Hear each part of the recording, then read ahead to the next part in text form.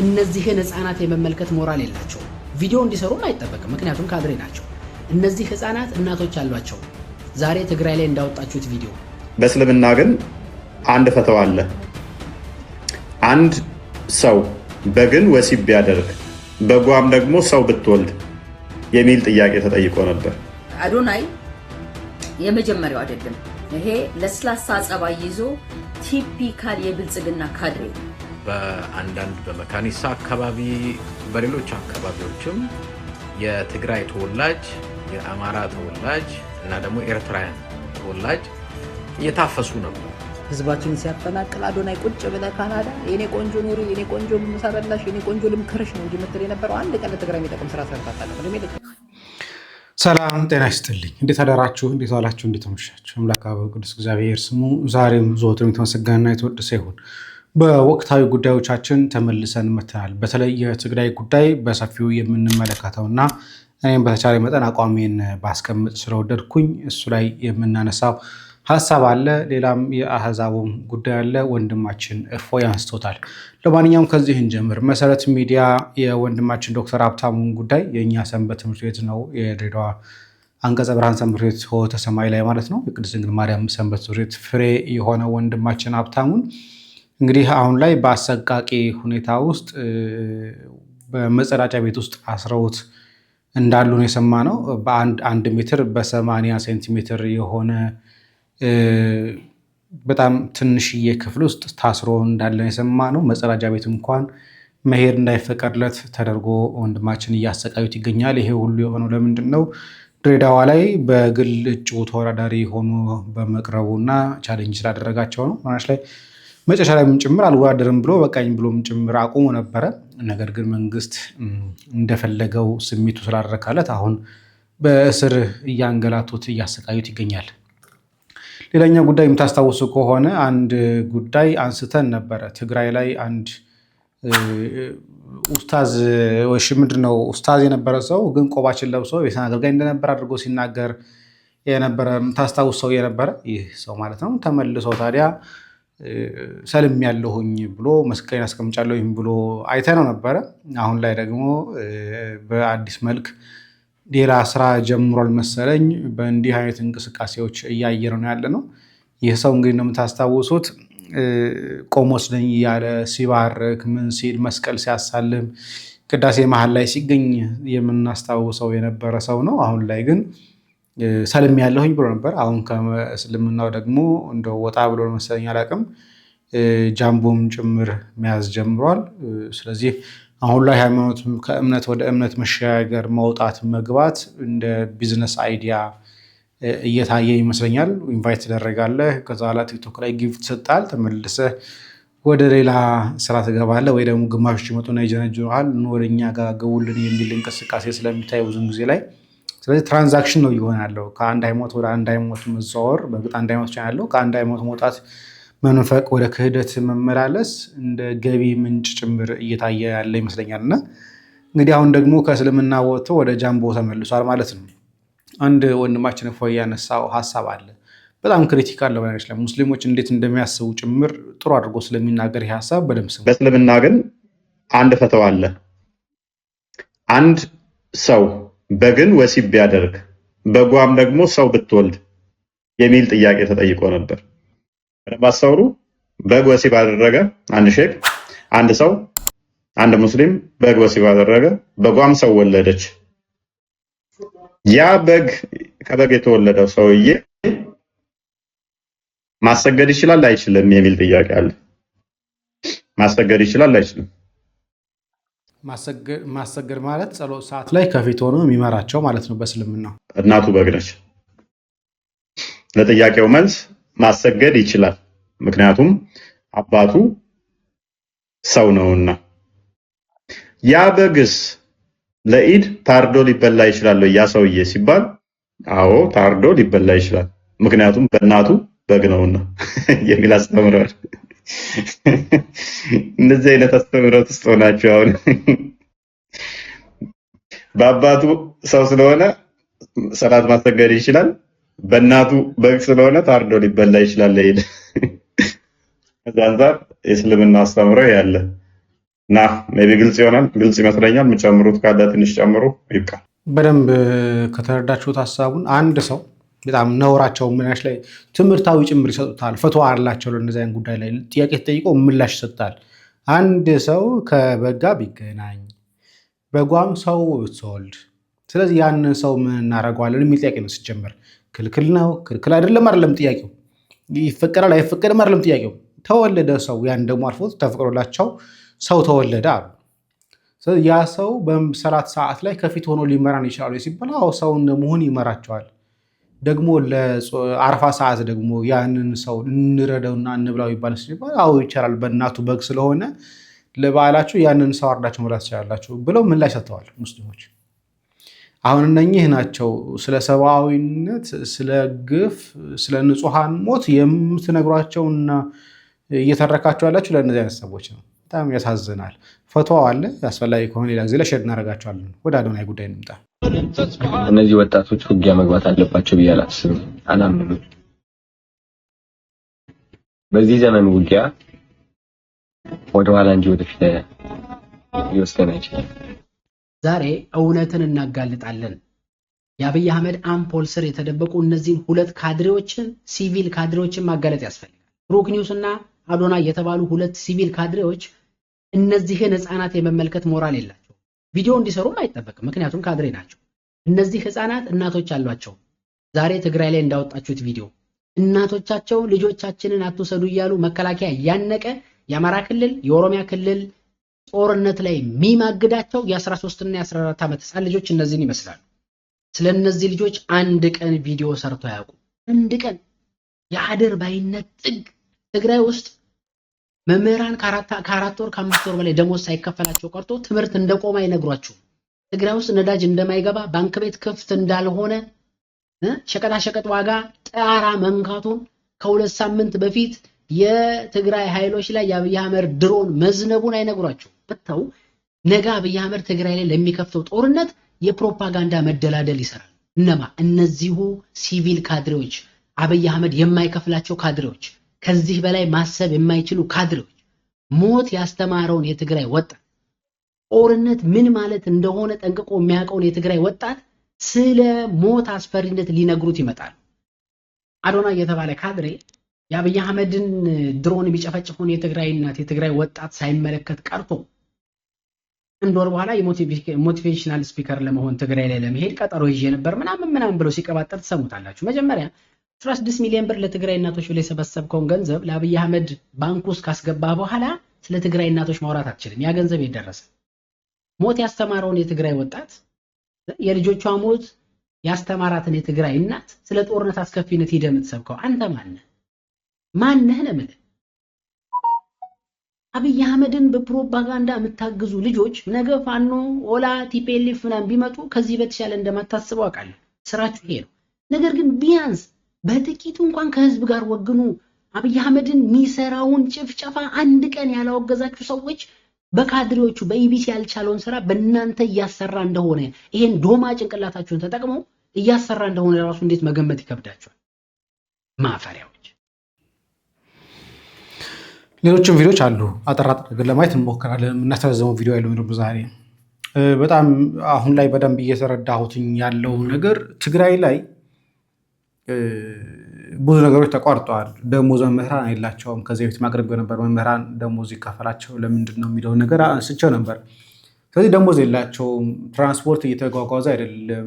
ምግብ እህል ምናምን ነገር አይገባም። ስለዚህ ህዝቡ ወዶም ሳይሆን በግዱ ወደዚህ ጦርነት እንዲገባ እያስገደደው ያለው መንግስት ነው። መንግስት ሁሉንም ነገር ከልክሎባቸዋል የሚል ነገር ነው ያለው። በኋላ ላይ የምናነሳው ሀሳብም አለ።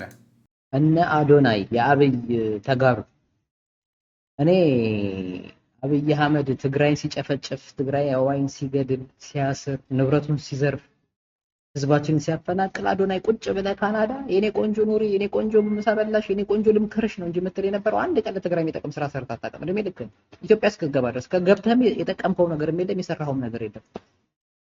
የአብይን አህመድ የፈረሰ የዘቀጠ ኢሜጅ ስገነባ ነው የምትውለው እንጂ በሚሊዮን የሚቆጠር የትግራይ ህዝብ ተፈናቅሎ ጉዳይ አይደለም። ዞር ብለህ አይተህ አታውቅም። ሄደህ እንኳን ቪዲዮ ሰርተህ አታውቅም። ለመሸቀጫ አንድ ልጅ አመጣዛ ታዳጊ ሸል ያደረካት ሌላ ምንም ያደረካት ነገር የለም መነገጃ ያደረካት የሆነ ሰው የሆነ አጀንዳ ሲፈጠር እዛ ላይ ሄደ ትለጥፋል እነ ፍልፍሉ ታመሙ እነ ፍልፍሉ እኮ አትንከባለ ያሉ እኮ የትግራይ ህዝብ ላይ እኮ ሲያላግጡ የነበሩ የትግራይ ህዝብ ደብ ሲደባደፍ ኢትዮጵያ ውስጥ ሲያላግጡ የነበሩ ናቸው ብልጽግና ግን ሲታመሙ እንኳን አልደረሰላቸው ተጠቅመው ጣላቸው ምትረዳቸው አርቲስቶች በሙሉ የሚኒሊክ ዘመቻ ብለው ትግራይ ላይ ዘመቱ ናቸው አንተ ወንድ ብትሆን አንተ እንደ ትግራዋይ ስለ ልቦና ቢኖር ኖሮ ንግስት ኃይሎ የምትባል የሰፈር የከተማ ልጅ የሚያግዛታታ ሰይፉ ጋር ሄደች 300 ሺህ ከዛ ሰው ዞር ብላለት አንተ ህዝብ አስተባብራ ትግራዋይ ብትሸጥ ኖሮ ያንን ታደርግ ነበር ግን አጀንዳ ሌላ አጀንዳ ማን የሚሰጥ አብርሃም በለ የአብይ አህመድ መከላከያ ሚኒስትር ሆኖ ትግራይ ላይ ቦምብ ድሮን ሲያዘንብ ነበር ማን ያሉት ገዳ ኦለና ያሉት ስሙ ኦሮምኛ የነሱ አሸርጋጅ ምንም አይነት ሞራል የለህም ማለት ኤቭሪቲንግ ንግድ ሳንቲም ያለበት ቦታ ሳንቲም መለቃቀም ድፍን የኢትዮጵያ ህዝብ በኑሮ ውድነት ቸነፈር እየተሰቃየ አንተ የብልጽግናን መናፈሻና ፓርክ ታስጎበኛለህ ለአል ያን ያደረገው ስርዓት ትግራይን ህዝብ ደም በማስለቀሱ የተሰጠው ገንዘብ ነው የትግራይ ህዝብ ደም ነብቶ የትግራይ ህዝብ ተጨፍጭፎ የተሰራ መዝናኛ ፓርክ እናንተ ሌላ ከየትም ማለት ነው ብልጽግና ከየትም አላመጣም ያንተ አገሪቷን ሸጦ ነው ያመጣው ጦርነት አንፈልግም ትላለህ ጦርነት የሚፈልግ መንግስት ስር ተለጥፈ የትግራይ ህዝብ ላይ የዘር ማጥፋት ወንጀል የፈጸመ መንግስት ስር ቁጭ ብለ ጦርነት አንፈልግም ትላለህ እድሜ 8 ዓመት ስጣለ ሲዋጋ ነው ያለው ብልጽግና አማራ ክልል ይዋጋል ኦሮሚያ ክልል ይዋጋል ትግራይ ክልል ተዋግቷል እየተዋጋ ነው እስቲ የትግራይ ሉዓላዊነት ይከበር ተፈናቃይ ይመለስ ትግራይ ወደ ነበረችበት ሚኒመም ወደ 2013 በፊት ወደ ነበረችበት ትመለስና ከዛ እኛ አንተ ኖ ወርበድና ማን እንደሚቃወምህ እየመጣ አትሸቅጥ ለማያቀጣጣ ስለዚህ ችግሩ ያለው አንተ የምትደግፈው መንግስት ሆን ብሎ እንዲህ እያደረገ ነው አንተ ግን ለማድበስበስ እየሞከርክ ነው የሚል ነገር ነው ያለው ሁለት ወፍራም ሐሳቦች ደግሞ እናስከትል የትግራይ ወጣቶች በጣም ያሳዝኑኛል ምክንያቱም ከማንም ፍጡር በላይ ተስፋ ያላቸው ወጣቶች ናቸው ልክ እንደኔ ያለፈው ዓመት አሸንዳ ስመለስ ወደ መቀሌ የተሰማኝ ስሜት ምን እንደሆነ ልንገራችሁ አብዛኛው ወጣት ምን ያህል እየሞከረ እንዳለ ምን ያህል በእግዚአብሔር እየተማመነ እንዳለ ነው ያስተዋልኩት ምን ያህል ተስፋ እንዳለ የእነዚህ ወጣቶች ተስፋ ግን ባጭሩ እየተቋጨ ይገኛል ብዙዎቻችሁ ሰምታችሁ ይሆናል አሁን እየተፈጠረ ያለው ነገር ትግራይ ውስጥ በጣም አዝኛለሁ አሸንዳ አንድ ወር ቀርቶት እኔ የጠበቅኩት ትግራይን ከፍ ማድረግ አለብኝ ወጣቱን ማነቃቃት አለብኝ ነበር ግን በዚህ ሰዓት እንደዚህ አይነት ነገር ያጋጥመኛል ብዬ አላሰብኩም ከብዶኛል ራሴ ሰላም ቤተሰብ እንደምን አላችሁ እግዚአብሔር ይመስገን በጣም ሰላም ነኝ የዛሬ ሐሳቤ ይሄ መቼም ሶሻል ሚዲያ ማመጣው ነገር የለም በርግጥ ለዚህ አዶናይ በሚባል ልጅ የመጀመሪያ አይደለም ቪዲዮ ስሰራ እውነቴን ነው አንዳንዴ ኢሞሽናል ሆኜ ልሰራ እችላለሁ ነገር ግን ከምንም እኔ የብሔር የምናምን ችግር የለብኝም እኔ ሰው እኩል ነው ብዬ ማስብ ሰው ነኝ ነገር ግን ደግሞ በሰዎች ላይ እንዲህ ሲቀለድ ሳይ ደግሞ ማለፍም አልፈልግም ለዛ ነው የመጣሁትና አዶናይ የመጀመሪያው አይደለም ይሄ ለስላሳ ጸባይ ይዞ ቲፒካል የብልጽግና ካድሬ ነው አያችሁ ትላንትና አዲስ አበባ ላይ ሚሊዮኖች ተፈናቅለው ከሰው ዋጋ ይልቅ አበባ ዋጋ ተሰጥቶት የተገነባ ብልጭልጭ ከተማን ለማስተዋወቅ ከያለማቱ እየሰበሰበ ቲክቶከሮችን እዩለት ብልጽግና ማለት ይሄ ነው አድገናል ተቀይረናል ሀገራችን ሰላም ነው እያለ ነገር ግን እሱ በሚያስተዋውቅበት ሰዓት የአማራ ህዝብ በጦርነት ውስጥ ነው አክቹዋል ጦርነት ላይ ነው በመካናይዝድም በታንክም በምንም ትልቅ የሆነ ጦርነት ትልቅ ጄኖሳይድ እየተፈጸመ ነው የአማራ ህዝብ ላይ አገር ሰላም ነው እያለ በሚያስተዋውቅበት ላይ በሱ በሚያስተዋውቅበት ሰዓት ላይ አክቹዋል በትግራይ ህዝብ ላይ ጦርነት ባይኖርም ሲስተማቲካሊ ግን ጦርነት ነበረ። ምክንያቱም አብይ አህመድ ከመጣ ጊዜ ጀምሮ ለ4 ዓመት የትግራይ ህዝብ ጌታቸው ረዳና አብይ አህመድ እየተሰዳደቡ ከላዩ ላይ ጄኖሳይድ ፈጽመውበታል የትግራይ ህዝብ። ይሄ የሚታወቅ ፋክት ነው። በድርድር መልክ ሂደው ከተስማሙ በኋላ ሲመለሱ ተስማሙ የተባሉት ተደራደሩ የተባሉት በአብይ አህመድ ስር ከገቡ በኋላ የትግራይ ህዝብ ከበጀት በነዳጅ ከምግብ አገልግሎት ከትራንስፖርት ከህዝብ ግንኙነት ከልክለው አጉረው ለ4 ዓመት ያህል በመከራ በሰቆቃ ውስጥ አስቀምጠውታል። ምክንያቱም የተስማሙበትን እንኳን አንድ ነገር መተግበር አልፈለጉም። አብይ አህመድ ምንድነው ያሉት? የተስማሙት ሰዎች እኔ ጋር መጣዋል ስለሌላው አገባኝም ነው። ይሄ ስምምነታቸውን እንዴት አድርገው አፍርሰው ሌሎችን ህዝቦችን ሲስተማቲካሊ እንዴት እንዳጠፏቸው እነዛ ህዝቦች ደግሞ ለምን በአብይ አህመድ ስር ገቡ አልገቡ ለምን እንደ ሰው ሞራል እንዳለው እንደ እናት ምን ጠይቅ ብለን ብናስብ እነዛ ሰዎች እነዛ ህዝቦች ጄኖሳይድ የተፈጸመባቸው ሰዎች ናቸው። ልጆቻቸውን በጦርነት አልቀዋል። ልጆቻቸው ቆስለው አካል ጉዳተኛ ሆነው ከፊት ለፊታቸው እያዩ ነው። ዛሬም የሚበሉት የለም። መንገድ ተዘግቶባቸው በጀት ተከልክለው ትራንስፖርት ተከልክለው ይህ ለአዶናይ ግልጽ ሳይሆን ቀርቶ አይደለም። ነገር ግን እኔ በጣም ነው ማዝነው። ከዛ ህዝብ ከትግራይ ህዝብ እንዳንተ አይነት ሽልጥልጥ ይወጣል ብዬ አስቤ አላቅም። በጣም ነው የሚገርመው። ምክንያቱም ትላንትና ጄኖሳይድ ተፈጸመብኝ በብልጽግና መንግስት ብለህ አሳይለም ጠይቀ ከካናዳ መንግስት ኢንተርናሽናል ፓስፖርት እና ሲቲዝን ካገኘ በኋላ አስተዳደርከኝ ካለከው መንግስት ጋር ቁጭ ብለህ ህዝብን አንዴም ሁለቴ ልትበድለው አይገባም ነበር። በትግራዊነቴ ኮራለው ብለሃል። እውነት መልእክቱን ለትግራዊ ህዝብ ልታስተላልፍ ፈልገህ ከሆነ የትግራይ ወጣቶች እየደረሰባቸው ያለፉበት ያሉትን ሰቆቃ መከራ እነሱ ያውቃሉ። ለምን በትግረኛ መልእክቱን አላስተላለፍከው? አይህ አብይ አህመድ ያንተ አለቃ ጦርነት ደግሶ አፈሙስ ደቅኖ ባስመረጠው ምርጫ ማግስት የትግራይ ህዝቦችን ዳግም ሊወጋ እንደሚሄድ ግልጽ ነው። ነገር ግን ማስነሻ መንገድ ነው ያጣው።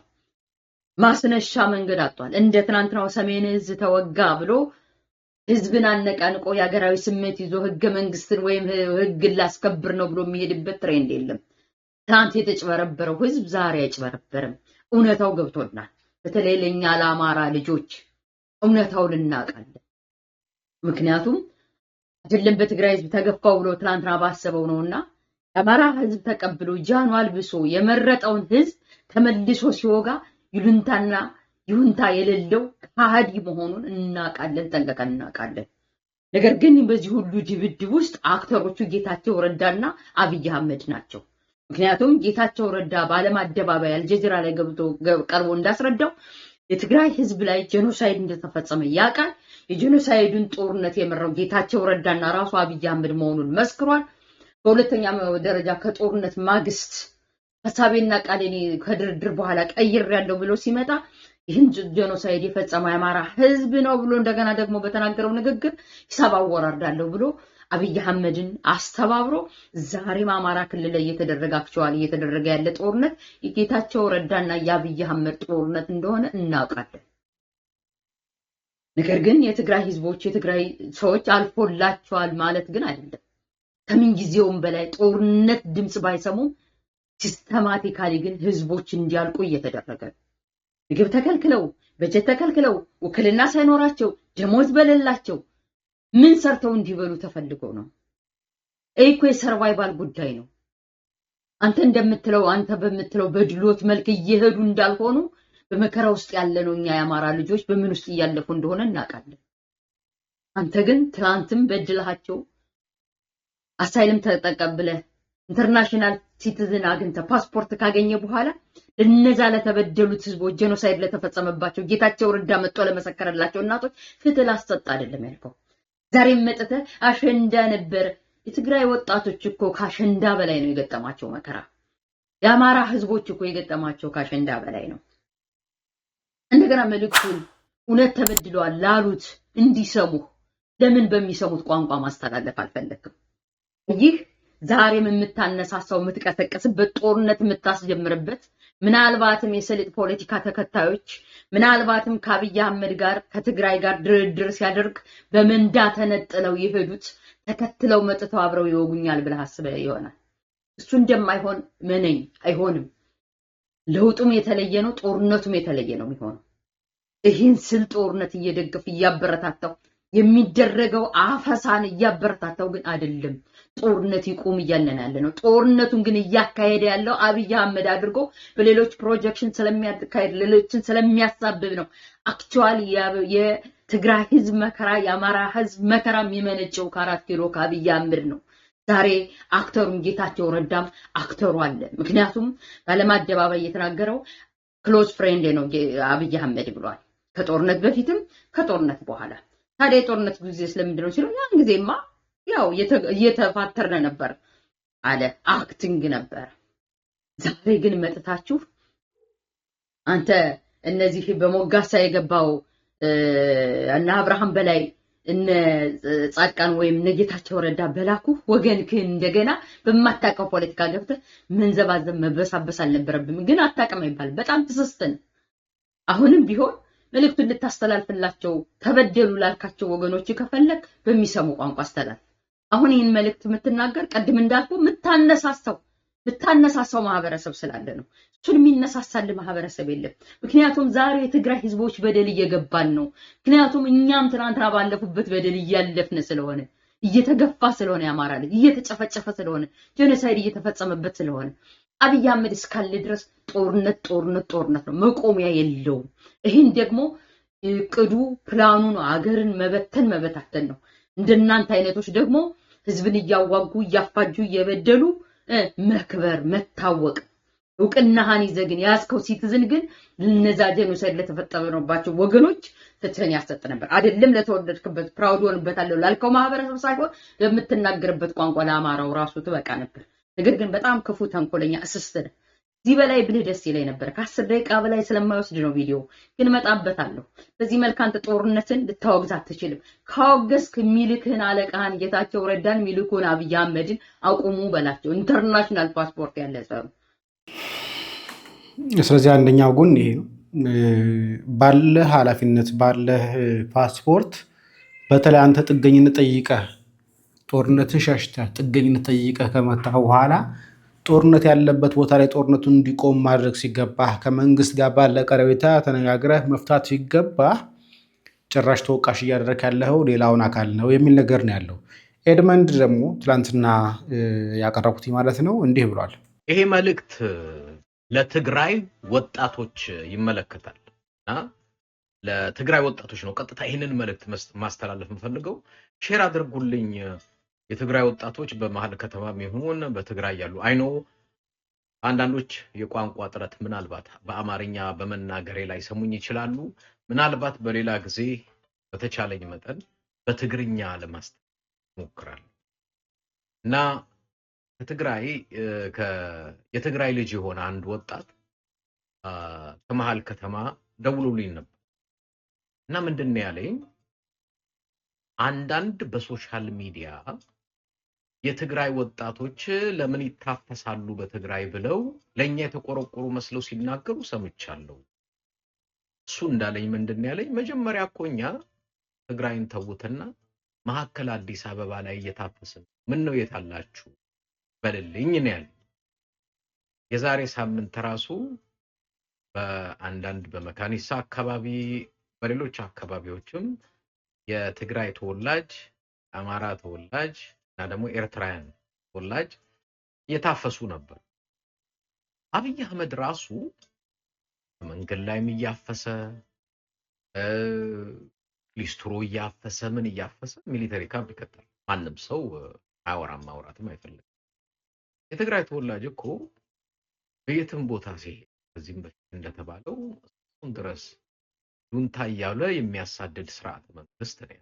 እንኳን ስለ ትግራይ ተወላጅ አይደለም መሀል ከተማ ኢትዮጵያ ውስጥ ምናልባት ከስርዓቱ ጋር ያልተጣበቀ የትኛውን ብሔር እኮ የሚያሳድድ ሰው ኢትዮጵያ ውስጥ እኮ አዲስ አበባ ላይ ራሱ የትኛውን ባለሀብት አርቲስትና ደራሲ ብትሉት ለህልውናው ሲል ሽጉጥ ያልገዛ ቤቱ ክላሽ የሌለው የለም። አብይ አህመድ አይደለም ትግራይ፣ አማራ፣ ሌላ ክልል ሆነ አይደለም ማዕከል አዲስ አበባ ታፍነ ብትወሰድ 20 እና 40 ሚሊዮን ብር አምጣ እንኳን ተብሎ እሱን እንኳን አስለቅቆ ወደ ቤተሰብ የሚቀላቅልህ አይደለም። ማዕከል አዲስ አበባ ላይ ዋስትና የለህም በሰላም ወጥቶ ለመግባት ማለት ነው። አብይ አህመድ ያሰማራው ሰራዊት ወደ ትግራይ ምን አይነት ሰራዊት ነበር? ከዚህ በፊት ምንድን ነበር የሰራው ትግራይ? እኔ አሁን ሁል ጊዜ የምጠይቀው ጥያቄ አንድ ነገር አለ። ተውት ትግራይንና አርሲ ላይ ያሉ ምዕመናን በለው ሃይማኖት አባት በለው የሁላ መታረድም መገደልም ግፍም ሲደርስበት ተይዞ ለፍርድ የቀረበ ፍትህ ያገኘ አለ? ምን ለማለት ነው? እንደዚህ አይነት አራጅ ስርዓት በማዕከል አዲስ አበባ 4 ኪሎ ላይ አንግሰህ ራስህን መጠበቅ ራስህን መከላከል ካልቻልክ ወይ የምትችልበት መካኒዝም ምን ሊገጥምህ ታውቃለህ ወይ? የመጀመሪያ ጥያቄ እሱን ነው ማቅረብ እና መከላከያው ከዚህ በፊት ትግራይ ሲገባ አንድ ቪዲዮ ለጥፌላችኋል እዚህ ፌስቡክ ላይ ምናልባት ዩቲዩብም ላይ አጋርባለሁ። መከላከያው ይሰራው የነበረውን ነገር እከታተል ነበር። ያንዳንዱ የትግራይ የልማት ተቋማት ይሄ አብይ የላከው ወታደር ሀገር ይጠብቃል፣ የህዝብ ደህንነትን ይጠብቃል የሚባለው ጨርቃ ጨርቅ ላይ ገብተው ያፈርሱ፣ ሲቀዳደዱ፣ ፋብሪካ ሲዘርፉ፣ ሲያዘርፉ በአድዋ በአክሱም ወጣቶችን እንዴት ምን ያደርጉ እንደነበረ ቪዲዮውን ፌስቡክ ላይ ለጥፌላችኋለሁ። ዩቲዩብም ላይ እዚህ ቲክቶክ ላይ ለማጋራት ስል አልፈቀደልኝም። ኮሚኒቲ ጋይድላይንስ ብሎ አወረደብኝ። ላሳያችሁ ነበረ። አብይ የላከው ወታደር ትግራይ ገብቶ ሰላምና ህልውናን ያስጠብቅልኛል ብለ 4 ኪሎ ያለው ስርዓት ደህንነቴን ይጠብቅልኛል ብለ ካሰብክ አይ ቲንክ ጥቅሞኝ ምን ለማለት ነው? የአብይን ክፋት የወታደሩን ጭካኔ ስፔሻሊ በትግራይ ላይ የተፈጸመውን ነገር ለትግራይ ህዝብ አልነግረው ምን ለማለት ነው? አጮ ትግራይ እንዲህ አይነት አራጅ ስርዓት በ4 ኪሎ ካለ ድረስ የትግራይ ወጣት ማድረግ ያለበት ሁልጊዜ ራስህን ማሰልጠን ማዘጋጀት ራስህን ለመከላከል የውትድርና ስልጠና ብትወስድ ይጠቅማል እንጂ አይጎዳም። መከላከያ አብይ የላከው የኦህዴድ ሰራዊት ትግራይ ቢገባ በፊት ያደረጋችሁን ነው የሚያደርጋችሁ። እህቶቻችሁን ይደፍራል፣ ወንዶቻችሁን ይገላል። በማህበረ ዴጎ እንዳያችሁት ሀብት ንብረታችሁን ያወድማል፣ ይዘርፋል። እሱን ነው የሚያደርገው።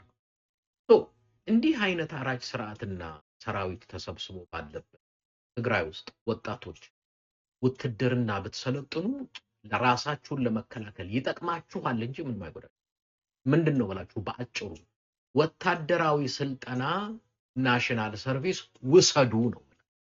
ራስህን ለመከላከል ሰልጥን። ይሄ አራጅ ስርዓት አራጅ ሰራዊት ተሰብስቦ ትግራይ ቢገባ እናትህን ለመከላከል እህትህን ለመከላከል ሀብት ንብረትህን ለመከላከል የምትችለው የሰለጠንክ ስትሆን ነው። ከዚህ በፊት የሚወቀሰው ምንድን ነበር? ወጣቱን አላዘጋጁትም፣ አላስተማሩትም፣ ራችን ወዳጃችን ስትሉ አስበላችሁን ነው አይደል? ሴቶች ተደፈሩ፣ ሀብት ንብረት ወደሙ፣ ወጣቶቻችሁን እየወሰዱ እንደ ማህበረ ዴጎ ገደሉ። ሚሊተሪው የላከው ወታደር የሰራው ጭካኔ የተለያየ ትግራይ ከተሞች ቪዲዮ አለኝ ለቋለው ተራፍተ ወጣቱ እንዴት ይከላከል? ሚሊተሪ ስልጠና ለመውሰድ አፈሳ ያስፈልግም። ትግራይ ውስጥ በፈቃድ ነው መውሰድ ያለብን። መከላከል በዓለም አቀፍ ሕግ የተፈቀደ ነገር ነው። ሊገል ሊያርድህ የመጣ አዲስ አበባ ታፈነ ትወሰዳለህ። ከትግራይ አዲስ አበባ ብትሄድስ አዲስ አበባ ትታፈሳለህ። ጁንታ ነው የሚሉክ ወደድክም ጠላ። እኔ እዚህ ሚዲያ ላይ አሁን ትግራይ ላይ ወጣቶች ለጦርነት አይታፈሱ አይጋዙ ምናምን የሚሉ ሰዎች አሉ። በትግራይ ጦርነት ጊዜ እኮ ትግራይ ይለቂው ደም ሲሉ የነበሩ አንዱ የቲክቶክ እንትኖች አሉ ከሌው ይበቃል። ስለዚህ ሀሳብ ራስን ለመከላከል ራስን ማዘጋጀት እንጂ በአሁኑ ሰዓት ላይ ተገደህ መታፈስ የለብህም የሚል ነው ያለው። ያው በአንድም በሌላም ራስን የመከላከል መብትን ተጠቀመው፣ እሱ ነው የሚሻልህ። ራስን ማትከላከል ከሆነ ነገ ባለፈው የደረሰብህን በደል ማጋጠሙ አይቀርም። እህቶች ይደፈራሉ፣ እናቶች ይደፈራሉ፣ ወንድሞች ይገደላሉ፣ አባቶች ላይም ጭምር የሚደርሰው ነገር ይደርስባል። ስለዚህ ያ ሁሉ ከመሆኑ በፊት ጦርነቱ አይቀርም መምጣቱ። ስለዚህ ራስን ተከላከል። መግባት ያለብህን ነገር ወደ ፈቅደህ ግባ እንጂ በግድ አትታፈን ነው። ሌሎቹ ደግሞ ሌሎችም ሚዲያዎችም ጭምር እየሰማኋቸው ነበር በዚህ ጉዳይ ላይ የሰሩትን ዜናዎች። አፈና አይደለም፣ አፈና ቢሆን ኑሮ ወጣቶቹ ተመልሰው ያመልጡ ነበረ፣ ማምለጥ ይችላሉ። ነገር ግን ወደውና ፈቅደው እየገቡ ነው ያሉት። ምክንያቱም እየመጣባቸው ያለውን ነገር ያውቁታል። ስለዚህ ስለሚያውቁት ወደው ፈቅደውን እየገቡ ያሉት የሚል ነገር ነው ያለው። እኔ በአንድም በሌላም ትግራይ ላይ ማንም ሰው ከዚህ በኋላ ንጹሐን ትግራይ ላይ አይደለም የትም ቦታ ኢትዮጵያ ውስጥ ንጹሐን መሞት አለባቸው ብዬ አላምንም። ግን ራስን ለመከላከል ግን የማንኛውም ሰው ሰብአዊ መብቱ ነው። ህገ መንግስቱም ከፈጣሪም ጭምር ያገኘው መብቱ ነው። ስለዚህ ራሱን ሊከላከል ይገባል፣ ምንም ጥርጥር የለውም። ዛሬም ነገም ግን አድቮኬት ማድረግ ያለብን መጮህ ያለብን ኖ ሞር ዋርስ፣ ጦርነት ይብቃን፣ በሰላም እንነጋገር የሚል ነው። በእርግጥ አራት ያለው አካል ሰላም የሚለውን ነገር በጣም ነው የሚጸየፈው፣ በጣም ነው የሚጠላው። ሰላም የሚባል ነገር አይፈልግም። ምክንያቱም የስልጣን ዘመኑን የሚያራዝመው ወንበሩ ላይ የሚያጸናው በሚገኘው በንጹሐን ደም እንጂ በምርጫ የሚሆን በተለያየ የሚባለው ነገር እንዳልሆነ የምናውቀው ነገር ነው። ስለዚህ ይህ ሰው የተደራጀው ዓላማውም በጦርነት የተለያየ ጊዜ እያስነሳ የተለያየ ቦታ ላይ እያስነሳ መኖርን እንጂ ሰላም ከሆነ ሀገር ውስጥ ያለው ህዝብ ያስጨንቀዋል። የዳቦ ጉዳይ ይመጣል፣ የደሞዝ ጉዳይ ይመጣል። ራበኝ የሚለው ማህበረሰብ የዛን ጊዜ ብቅ ማለት አይቀርም። ራበኝ የሚል ማህበረሰብ እንዳይኖርና ድምፁ እንዳያስነሳ በተለያየ ቦታ ላይ ጦርነት እያስነሳ ሰው እንዳይበርት እያደረገ አንደኛም ራበኝ የሚለውን በየጎዳና ያለውን ጭምር እያፈሰ ወደ ውትድርና ካምፕ የሚያስገባ ነው። ከዚህ በፊት መሰረት ሚዲያ ሲዘግባቸው የነበሩ ዘገባዎችን ጭምር ስናገር ነበር። አዳማ ላይ ይታፈሳሉ፣ የተለያየ ቦታ ላይ እየታፈሱ ጭምር ማጎሪያ ውስጥ እየተከማቹ እንደሆነ በሙስና 200 ሺህ 300 ሺህ 400 ሺህ እየከፈሉ ጭምር አንዳንድ ቤተሰቦች ልጆቻቸውን ከዛ ከማጎሪያ ካምፕስ እያወጧቸው እንደሆነ ጭምር ስንናገር ስናወራም ጭምር ነበር። ወደ አዲስ አበባ ከሄደን ደግሞ እኛው ሰፈር ጦር ኃይሎች አካባቢ ላይ ያሉ ማረሚያ ቤቶች፣ መታሰሪያ ቤቶች፣ 2 ማጎሪያ ቤቶችን ሲነሳበት ቶታል ጋር ያለውና ወደ ጎልፍ ክለብ አካባቢ ያለውን የንጹሐን ማጎሪያ ቦታ፣ ማፈኛ ቦታ፣ መደብደቢያ ቦታ ጭምር እንደሆነ ስናነሳ ነበር። ስለዚህ በአንድም በሌላም ሀገራችን ላይ ያለው ነገር ቀላል አይደለም። የሀገራችን ጠቅላይ ሚኒስትር የሚፈልገውም የሚወደውም ጦርነትን ነው። ሰላም የሚባለውን ነገር አይወደውም። በዚህም ምክንያት ሰላም ይመጣል ብሎ ማሰብ ከባድ ነው። የሆነ ሆኖ ግን ራስ መከላከል መብት እንደሆነ ሳለ ጦርነት ግን በፍጹም ባይደገም ከሚሉት ወገን ነኝ እና ሀሳቤን እዚህ ያልገለጸላችሁ ብዬ ነው። እዚህ ላይ ላበቃ። ሰላም እግዚአብሔር ከእናንተ ጋር ይሁን። ቸር ቆዩ።